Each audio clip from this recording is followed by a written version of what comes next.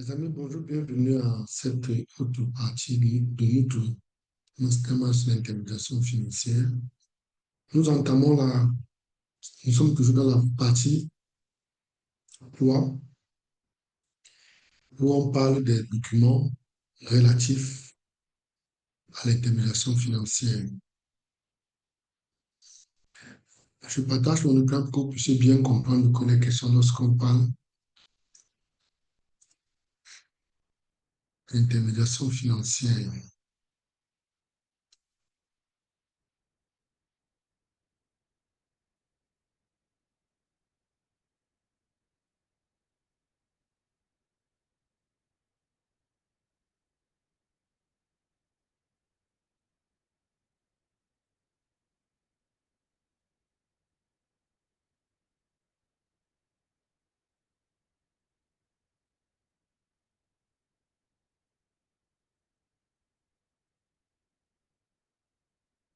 Parlerons cet après-midi de la remise documentaire, qui est un document extrêmement important également dans le domaine de l'intermédiation financière et qui compte pour beaucoup.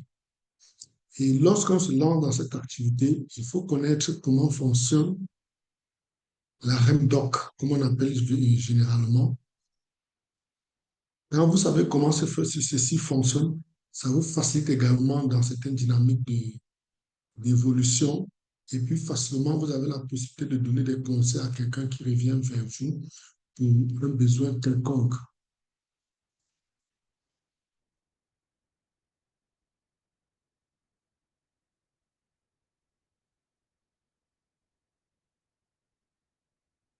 Ou un besoin quelconque, et puis ça vous facilite dans beaucoup de choses. Donc, je rappelle que nous sommes dans une dynamique d'évolution et il y a des choses qui seront totalement nouvelles pour certaines personnes, mais toujours est-il que, on le dit, le savoir et l'apprentissage, le savoir est une arme. Lorsqu'on arrête d'apprendre, on commence à mourir. Il ne faut pas se dire que c'est compliqué, que c'est réservé pour les autres. Non, tout le monde peut le faire. Vous également, vous pouvez le faire. C'est simplement parce qu'on nous a mis dans des conditions on nous a conditionnés à être toujours dans une posture de subalternité et on refuse royalement d'apprendre de nouvelles choses. On refuse d'être où les choses se passent. Ça fait que même quand on a envie de faire quelque chose de bon, et si vous dites autour de vous que vous voulez faire telle ou telle autre chose, c'est vos proches même qui vous diront de laisser tomber parce que eux-mêmes, ils ne comprennent pas. Ils ne savent pas de quoi les questions réellement. Et puis, vous savez, les gens aiment généralement transférer leurs craintes parce qu'ils ne connaissent pas quelque chose, ils vous empêchent d'y aller. Je vous donne l'exemple banal. Si euh, quelqu'un venait vous dire aujourd'hui qu'il a envie de nager, il va aller peut-être, qu'il a envie de s'entraîner, nager, aller peut-être à, je dis n'importe quoi, à 300 mètres au fond de la mer. Ou bien vous dit qu'il a envie de s'entraîner pour aller sur la Lune. Puisque vous n'y avez jamais été, puisque vous ne savez même pas comment ça se passe, vous êtes totalement ignorant de ce qui se passe là-bas. Le premier réflexe sera de lui poser des questions qui vont plutôt susciter la crainte en lui, qui vont l'empêcher d'avancer. Des questions qui vont plutôt l'interroger sur son côté, qui vont plutôt sur son côté émotionnel, lui faire croire qu'il n'a pas véritablement besoin d'y aller. Il n'a pas il n'est pas outillé. Parfois, on prendra des exemples des gens qui n'ont pas réussi, des gens qui ont eu des difficultés dans ce domaine, et ça deviendra un gros boulet pour ces personnes. C'est l'une des raisons pour lesquelles, quand vous direz aux gens autour de vous que vous faites dans l'intermédiation financière, la première chose qu'ils vous diront, c'est de vous poser des questions, en fait, avec une connotation pas péjorative. Quand la question n'est pas péjorative, elle est empreinte d'un peu de crainte, elle est empreinte de fièvre, de doute. Et elle installe une partie de doute en vous pour que vous puissiez refuser d'avancer. Et c'est pourquoi on se retrouve dans cette posture où, puisque nous n'avons pas assez de courage pour aller explorer le nouveau monde, on reste dans notre posture, on reste dans notre petite zone de confort. On sait pertinemment que ce que nous faisons ne marche pas. On sait qu'on peut faire mieux. On sait que les gens qui sont moins que nous font plus. Mais on refuse de bouger. C'est une des raisons pour lesquelles je vous dirais, lorsque vous finirez ce document, ce mastermind sur l'intermédiation financière, vous comprendrez beaucoup de choses. Vous comprenez comment le monde fonctionne et comment certaines personnes connaissent, à cause de certains savoirs à leur disposition, viennent à la limite nous écraser ou bien marcher. C'est pourquoi je vous dirais d'être beaucoup plus concentré et vous comprendrez des choses assez pertinentes. Ceci dit, on y va. Lorsqu'on parle des instruments financiers, on a la session 2 et la partie 3. Nous avons pris le temps de vouloir faire assez de temps. J'ai voulu faire tous ces sites séparément, comme je l'ai dit dans les vidéos précédentes, pour que ceux qui veulent apprendre sélectionnent des parties et suivent progressivement. Parce que si on faisait une longue vidéo de 4 ou 6 heures, moi, ça devient épuisant. Ça devient épuisant même pour celui qui essaie d'apprendre quelque chose de nouveau. C'est pourquoi on va en tranche. Donc, lorsqu'on parle des instruments financiers, quand on a parlé de REMDOC, il faut savoir que lorsqu'on parle de REMDOC, on parle généralement de la remise documentaire. La remise documentaire est un instrument qui existe dans plusieurs banques. Et ça, sa particularité, nous avons parlé tout à l'heure du crédit documentaire. Il y a une certaine similitude, mais c'est totalement différent. C'est totalement opposé parce que ça concerne le paiement, mais c'est différent dans l'opérationnalité. C'est pourquoi, lorsque vous aurez, par exemple, un client qui vient vous dire, voilà, je veux faire une transaction, vous devez étudier et vous demander quelle est la meilleure formule à proposer. On a le cas de la remise documentaire ou encaissement documentaire. Ça consiste pour le vendeur à faire encaisser par une banque le montant dû par un acheteur contre remise de documents. Comme son nom le dit, les documents sont remis à l'acheteur uniquement contre le paiement ou acceptation d'une lettre de change. C'est-à-dire que vous, le vendeur a sa marchandise, il a un client dans un autre pays, il tombe d'accord, et puis étant donné qu'il ne peut pas se déplacer pour aller dans ce pays, il, il ne veut pas également utiliser la lettre de crédit ou bien le crédit documentaire pour des raisons qu'on verra un peu devant, et il décide d'utiliser la remise documentaire. Et il faut noter que la remise documentaire, les banques ne sont pas trop impliquées dans les transactions. Donc, le gars a discuté toutes les conditions avec son acheteur, tout est OK. Mais il demande simplement au banquier de réceptionner son argent, de collecter l'argent chez l'acheteur final. C'est pourquoi on dit, dans ce dernier cas, la lettre de change peut être avalisée à une banque, ce qui procure au vendeur ou en cas de circulation au porteur une sécurité de paiement nettement supérieure. Donc, on arrive dans le cas des REMDOC, vous pouvez demander à votre banquier ou bien un banquier, même la banque correspondante à votre dans le pays où se trouve votre acheteur final, de devenir comme une sorte de garantie. Et lorsque vous lui demandez cela, de devenir la garantie ou bien devenir la valise, il donne, il discute peut-être, ça peut être même, les deux clients peuvent être dans le même, dans la même banque avec des filières différentes. Sauf que maintenant, on va demander le vendeur va demander à la banque de l'acheteur ou bien à sa banque correspondante dans le pays de l'acheteur d'être avaliste, de donner la garantie qu'effectivement le monsieur pourra payer. C'est dire que la banque de l'acheteur ou bien la banque qui est dans le pays de l'acheteur se retrouve comme une avaliste qui devient comme un contrôleur qui se rassure qu'effectivement le paiement sera fait. Et il a noté que dans la remise documentaire,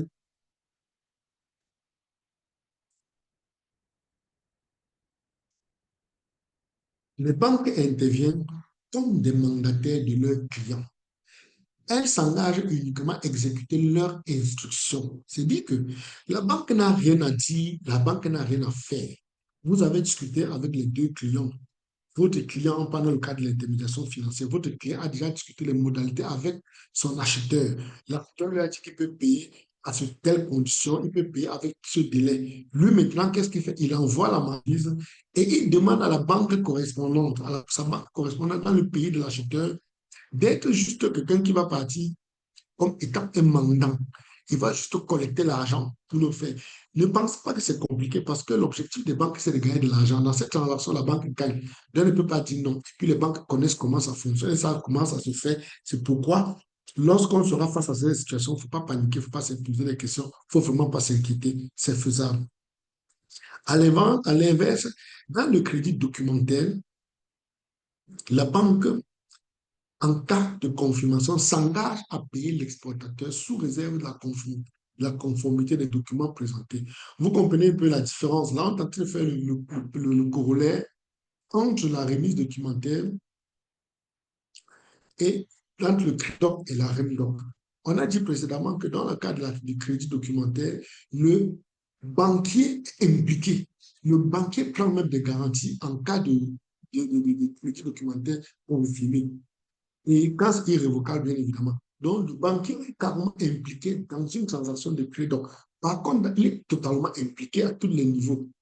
Parce que lui, il doit prendre sur lui de vérifier l'authenticité des documents qu'on lui donne pour pouvoir faire le paiement. C'est ce qui a été dit dans le cours précédent sur les crédits documentaires. Par contre, dans le cas des remises documentaires, il n'a pas, il ne contrôle rien, il ne vérifie rien. Tout ce qu'il a fait, ce n'allait que remettre le document et récupérer de l'argent prévu, tel qui a été fait dans le contrat entre les deux personnes, ou bien dans l'accord existant entre le vendeur et l'acheteur. Et on le dit, et je le redirai encore, il n'est que le mandataire. Il est mandaté par l'acheteur, pas le vendeur, je vous l'ai dit. Maintenant, il faut comprendre quelles sont les différences intervenant dans une remise documentaire. On a le donneur d'ordre ou le remettant, c'est-à-dire le vendeur qui est l'exportateur. C'est lui le donneur d'ordre ici. Par contre, lorsque dans le cas de crédit documentaire, c'est plutôt l'acheteur qui est le donneur d'ordre. Mais dans le cas de la remise documentaire, c'est plutôt le vendeur qui est le donneur d'ordre. Maintenant, derrière, on a ce qu'on appelle le tireur. Pour le tirer, c'est celui qui achète la marchandise. C'est celui qui va recevoir le document, c'est lui qui est le tiré. Maintenant, la banque remettante, c'est la banque du vendeur qui transmet les documents à la banque chargée de l'encaissement dans le pays de l'acheteur conformément aux institutions de l'ordre d'encaissement. Il faut comprendre quelque chose ici. Lorsqu'on parle de la banque remettante, vous savez, dans le cas précédent des instruments financiers tels que les LC ou bien les crédits, c'est plutôt la banque de l'acheteur qui est la banque remettante ou bien la banque émettrice. Et on arrive dans cette posture où, dans le cas présent de la REMDOC, c'est plutôt la banque du vendeur qui est la banque remettante. Parce que c'est elle qui va remettre les documents, qui va transférer les documents du côté de la banque présente dans le pays de l'acheteur. C'est pour ça qu'on dit que c'est la banque remettante. Maintenant, on a la banque présentatrice. C'est la banque correspondante de la banque remettante dans le pays de l'acheteur. Vous comprenez le mécanisme? On est dans une posture où l'acheteur est peut-être, je dis n'importe quoi, est dans un pays quelconque. Le vendeur dans un autre pays, il dit, OK, comme nous sommes tombés d'accord qu'on devait faire l'attention sur la base des remises documentaires, il contacte sa banque, il dit, bon, OK, est-ce que dans tel pays, tu as une banque correspondante? Parfois, si c'est une grande filiale, ça peut être une filiale, ça peut être si c'est une grande entreprise, une grosse banque, elle peut avoir une filiale dans ce pays, ça devient beaucoup plus facile. Donc, ça fait que lui, maintenant, qu'est-ce qu'il fait? Le vendeur, bien évidemment, il prend les documents, après ça, tomber d'accord, bien évidemment. Il prend les documents, il va remettre à sa banque, qui est la banque remettante. C'est la banque remettante maintenant qui transfère les documents par colis scellé auprès de la banque présentatrice, qui est la banque correspondante ou bien la filiale de la banque remettante, à la fois la banque du vendeur. Et ça, c'est un schéma pratique et simple. Vous allez voir comment ça se passe. On dit cela que le donneur d'ordre, voici le donneur d'ordre ici qui est le vendeur. Il discute avec le tireur qui est l'acheteur. Ils font un contrat commercial. La transaction est déjà faite. Et une fois que le contrat commercial a été fait, parce qu'on a dit que c'est un document, c'est une remise documentaire. Et comme on parle sur le plan international, on parle généralement de la transfert des marchandises. Et la plupart du temps, un détail qu'il faut connaître également avec euh, le REMDOC, c'est que on utilise beaucoup plus cette méthode dans le cas des transports de marchandises en haute mer. C'est beaucoup plus utilisé dans ce mécanisme. Ça fait que, qu'est-ce qui se passe? Les deux ont signé leur contrat. Oh là là. Les deux ont discuté et ils ont fini par signer le contrat commercial existant. Et par la suite, qu'est-ce qu'il fait? Le vendeur, maintenant, charge la marchandise et expédie chez le tireur. Vous savez qu'il ne peut pas retirer la marchandise tant qu'il n'a pas le BL, tant qu'il n'a pas le dossier de la vente de la marchandise. C'est pourquoi il n'y a pas de crainte. Donc, il expédie la marchandise au tireur. Maintenant, une fois qu'il a expédié la marchandise, il envoie les documents au niveau de sa banque remittante. La banque remittante est là. Il envoie les documents chez elle, qui est sa banque dans son pays. Et la banque remittante va envoyer les documents vers la banque présentatrice, qui est la banque c'est la une banque représentante ou une filiale de la banque remittante dans le pays de l'acheteur ou le tireur. Et qu'est-ce que la banque présentatrice fait? Prend le document qu'elle va envoyer chez le tireur. Et puis, une fois que le tireur a reçu la documentation, le paiement est fait. Il fait maintenant le paiement auprès de la banque présentatrice, qui est la banque correspondante ou bien la filiale de la banque du vendeur. Et par la suite, la banque va transférer cet argent au niveau de la banque remettante. Et la banque remettante, elle, qu'est-ce qu'elle fait? Va faire le paiement directement chez le vendeur. Voilà le principe simple de la remise, de la REMDOC. Il faut savoir que parfois, vous pourrez être confronté à une situation où on ne va pas parler de liasse documentaire. Donc, on voit le document, on pourra parfois vous dire qu'il y a la liasse documentaire ou bien la liasse documentaire qui sera transférée à telle autre personne ou bien qui n'ai pas reçu la liasse documentaire. Maintenant, il faut comprendre pourquoi ici les banques sont impliquées. Les banques sont impliquées ici parce qu'il sera difficile pour celui-ci d'avoir une caution ici directement. Donc, d'envoyer la marchandise, d'envoyer directement les documents pour qu'il paye. Donc, si c'est le cas des clients de très longue date, les gens avec qui vous faites les affaires depuis longtemps, qui vous faites déjà assez confiance, dans ce cas, on pourrait le faire directement. Mais ici, on fait intervenir les banques parce qu'on sait que les banques deviennent comme les cautions morales ou bien les cautions financières. Maintenant, n'oubliez surtout pas que nous sommes dans une posture où c'est totalement différent du crédit documentaire parce que dans le cas présent qui est la rime documentaire, les banques ne sont pas totalement impliquées, elles ne sont que des commissionnaires. C'est ce que vous leur dites de faire qu'ils font. Et ils le font sans chercher à s'insérer. Si vous leur remettez une pile de dossiers, vous leur dites que bon, prenez, allez proposer chez ce monsieur et retournez-vous. Ils le font. Sauf que bien évidemment, avant la transaction, vous avez déjà donné la facture et le coût de la transaction. Donc, maintenant, il faut comprendre que la réalisation de l'opération commerciale entre les deux parties consiste à quoi? Le vendeur et l'acheteur conviennent contractuellement des termes de l'opération de manière à éliminer tout litige ultérieur. Le paiement s'effectuera par remise documentaire. Ils ont discuté, ils sont tombés d'accord sur tout ce qu'il faut. Toutes les conditions sont réunies. Maintenant, le vendeur a envoyé la marchandise. On sait que si il n'a pas les documents en main, il ne pourra jamais dédouaner la marchandise. Maintenant, par la suite, qu'est-ce qu'on fait? En deuxième point, on va expédier la marchandise, qui est le vendeur, bien évidemment, qui est le donneur, donc, expédier la marchandise vers l'acheteur. Et en trois, la remise documentaire, le vendeur, qui est le donneur d'ordre, remet à sa banque, qui est la banque remittante, les documents nécessaires à l'importateur, qui est l'acheteur, pour prendre possession de la marchandise. Le vendeur donne à sa banque un ordre d'encaissement. Donc, le vendeur maintenant donne l'ordre à la banque d'encaisser mon argent chez tel monsieur et à partir de tel moment. Maintenant, lorsqu'on arrive au niveau de la banque, des envois de documents de la banque de la présentatrice et la banque qui est présente dans le pays de l'acheteur, la banque du vendeur, banque remettante, transmet des documents à la banque de l'acheteur chargée de l'encaissement conforme aux instructions de l'ordre d'encaissement et lui demande de les remettre à son client acheteur-tireur, soit contre paiement, soit contre acceptation. Par la suite, on comprendra la différence entre le paiement et l'acceptation. La remise documentaire, l'acheteur.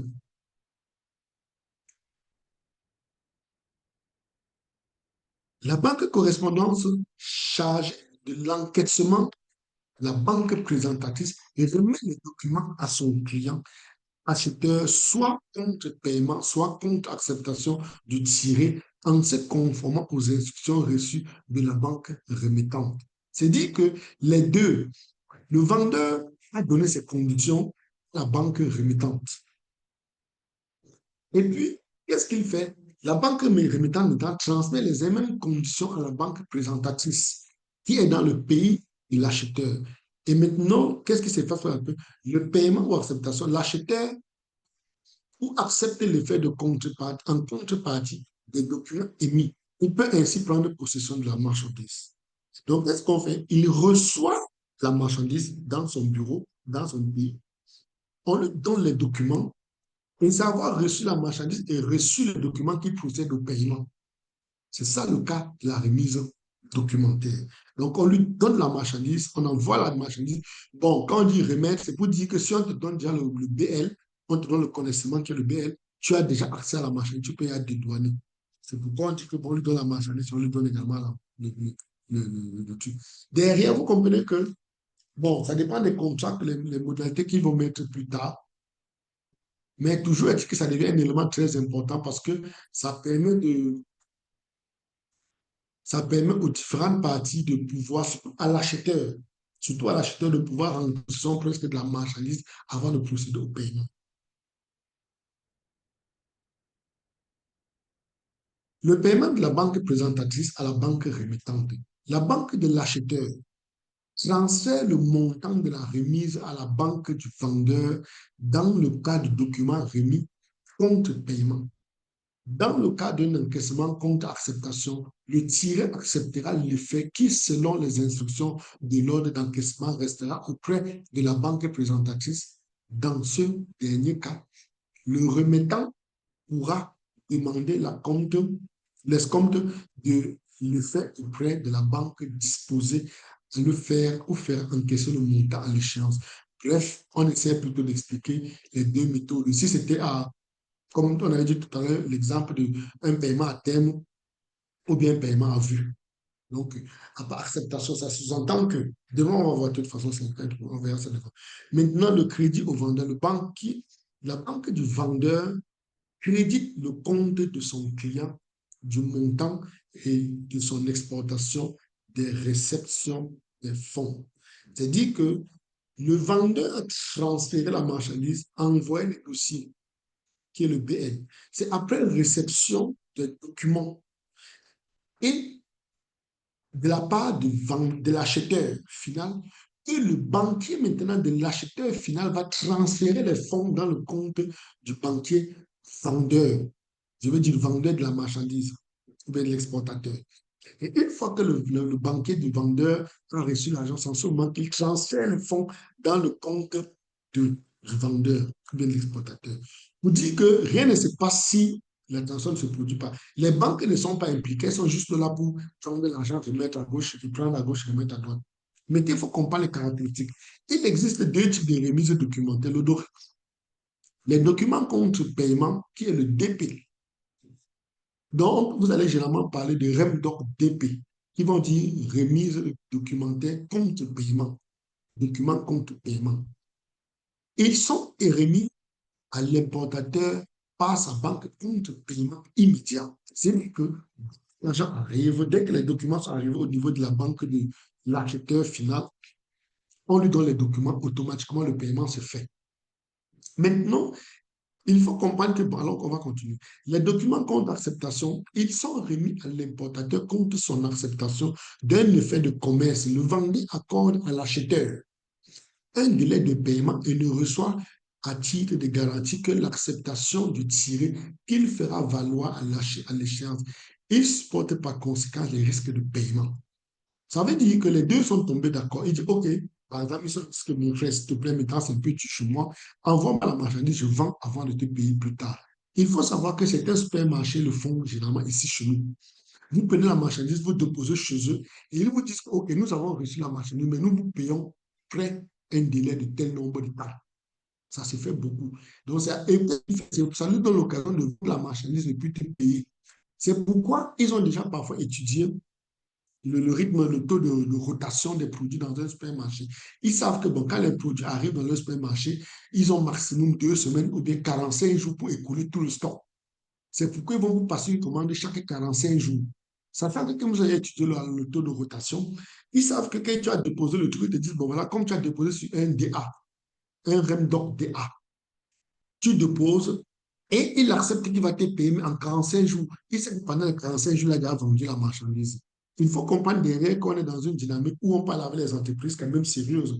Tu ne vas pas voir M. Lambda en route lui dire, voilà, je vais travailler avec toi en REM donc, et puis mode DA. Non, ce sera difficile. Même en mode TP, ça peut être compliqué parce que vous pouvez l'envoyer la marchandise et à un moment donné, il n'est plus disponible, il ne fait plus signe de vie. Si vous avez envoyé une personne physique, c'est pourquoi quand on travaille avec des grosses chaînes, on sait que elle est continuelle, il n'y a pas de souci. Donc, vous enverrez le mot, le produit n'importe quand, il y aura toujours quelqu'un pour réceptionner et après, on signera votre bon votre livraison, votre bon de test. C'est pour dire que pour plus de sécurité, le vendeur peut demander que la banque représentative de l'affaire avalise l'effet de commerce. Quand on parle de l'effet de commerce, on parle de l'instrument, hein, l'instrument de commerce, l'instrument financier. Comme quoi, le vendeur peut demander à la banque présentatrice, puisque ce client est ton client, je veux que vous avalisez. C'est-à-dire que quand vous avalisez, c'est pour dire que peut-être qu'il a de l'argent dans son compte bancaire, ou bien c'est quelqu'un il fait régulièrement des transactions, et puis c'est quelqu'un qui est solvable. Il ne veut pas fuir avec le montant que vous lui avez donné. Comme je prends l'exemple d'un supermarché. On prend un supermarché qui a une marchandise de peut-être, je dis n'importe quoi, 500 millions dans leur marché. Et leur compte bancaire fournit, bien évidemment. Maintenant, vous voulez l'envoyer la marchandise de 50 millions. Vraiment, vous ne pensez pas que le supermarché va fermer à cause de 50 millions et partir avec l'argent. Non, ce sera assez difficile. C'est pourquoi vous pouvez demander, dire à votre client de demander à la banque représentative de servir d'avaliste. Donc, de donner la garantie qu'effectivement, la transaction, le paiement sera fait. Parce que ce n'est qu'elle qui reçoit l'argent du vendeur. Je vais dire du vendeur ou bien de l'acheteur. C'est chez elle que l'acheteur domicilie son argent. Et il faut comprendre qu'on ne peut pas demander à une banque tierce qui n'est pas en relation avec l'acheteur final d'être avaliste ou bien de faire la remise documentaire. Il faut que ce soit une banque qui a un rapport avec le client. Maintenant, il faut comprendre qu'il y a des avantages avec la remise documentaire. C'est assez simple. Vous voyez la manière dont je vous expliquais, c'est tellement facile à comprendre. Il n'y a rien de particulier. J'ai acheté de la marchandise, je charge, je t'envoie les documents, tu vends, moi, tu déposes à la banque. C'est tellement simple. Il n'y a pas de trop de code derrière. Mais derrière, j'ai une souplesse, comme on l'a dit, et il y a la rapidité. Parce que derrière, lorsqu'on a fait aux lettres de crédit ou bien au crédit, donc, et on a ces mécanismes qui font qu'il y a cette lourdeur administrative. Et puis, c'est des gens, si vous tombez sur une banque qui a beaucoup d'activités, qui mène beaucoup de choses en même temps, parfois, votre dossier peut prendre plus de temps. Et ça dépend du type de produit que vous êtes en train d'expédier. Ça peut peut-être avoir des délais au niveau de la livraison. C'est pourquoi on dit qu'il y a une certaine souplesse et rapidité. Et c'est régi par la règle de la Chambre de commerce internationale, REU 2552. Je vous ai dit que cette loi est sur le site Internet stat.com dans le site cours et le cours master d'intégration financière. Il faut également comprendre que le REMDOC est moins cher que le crédit documentaire. Autant, dans une négociation commerciale, la marchandise est expédiée avant le règlement. Vous comprenez que, étant donné que la banque ne s'est pas trop impliquée, la banque n'a pas donné des instruments, la banque n'a pas activé le SWIFT, n'a pas activé, n'a servi rien que de boîte postale et puis de réception de l'argent, le coût est extrêmement bas. C'est très, très bas. Ça fait un avantage pour vous. Si vous avez un client qui vient vous dire qu'il a une transaction à faire, ça peut être un atout. Vous lui dites, voilà, utilise plutôt le REMDOC parce que ça te coûtera moins cher. Mais voici quelques garanties qu'il faut mettre sur pied pour que ton argent ne disparaisse pas. Maintenant, les quelques limites qui sont liées à la remise documentaire, c'est la sécurité relative en particulier dans le cas d'une remise documentaire contre acceptation de l'acheteur. Puisqu'on a dit que c'est contre acceptation, il faudrait que le client accepte reçoive la marchandise, donne un délai pour faire le paiement. Ça devient un peu risqué parce que parfois, entre-temps, beaucoup de choses peuvent se passer. Il a déjà reçu la marchandise, il a stocké, et pendant qu'il veut vendre une crise quelconque qui arrive, il ne peut plus embarquer, plus te renvoyer parce qu'il a déjà donné son acceptation et la crise arrive. C'est là où réside le risque. C'est pourquoi il faut généralement faire ça avec des pays très stables, des pays avec lesquels vous savez que ça n'a pas déclenché du jour au lendemain. Maintenant, les techniques basées sur le transfert de droits de propriété, elle n'est réellement adaptée que dans le cas d'un transport par voie maritime. Le titre de transport valant également le titre de propriété. Le titre de transport par des BL honnêtement. En cas de désistement de l'acheteur, le vendeur doit rechercher un nouvel acheteur ou faire rapatrier sa marchandise à ses propres frais. Voilà où le risque se trouve. Par le passé, nous avons travaillé, à l'époque, quand il travaillait avec Trade View, une entreprise qui fait dans les véhicules d'occasion, je suis parti du Japon. Plusieurs fois, ils étaient confrontés à ce genre de situation où les clients leur disaient qu'il faut qu'on travaille plutôt sur Remdoc. Et puis, ils demandaient parfois à l'entreprise à cette voiture d'occasion d'envoyer d'abord la voiture.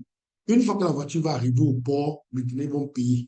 Ça fait qu'ils envoient la voiture et à un moment donné, l'acheteur ne se présentait pas.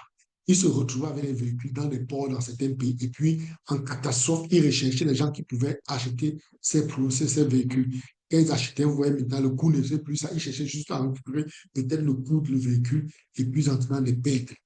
Voilà l'un des risques qui existent derrière la remise documentaire. J'espère que vous avez aimé. On se donne rendez-vous dans une autre vidéo. Sauf si vous avez une ou deux questions, je les prends rapidement et on avance. Vous avez des questions, ceux qui sont en ligne. Si vous n'avez pas de questions, on se donne rendez-vous dans une autre vidéo où on apprendra des choses encore plus intéressantes. Docteur Baudelaire est toujours là, il est toujours au rendez-vous. Donc, mon cher, ça fait plaisir. J'espère que tu as appris quelque chose.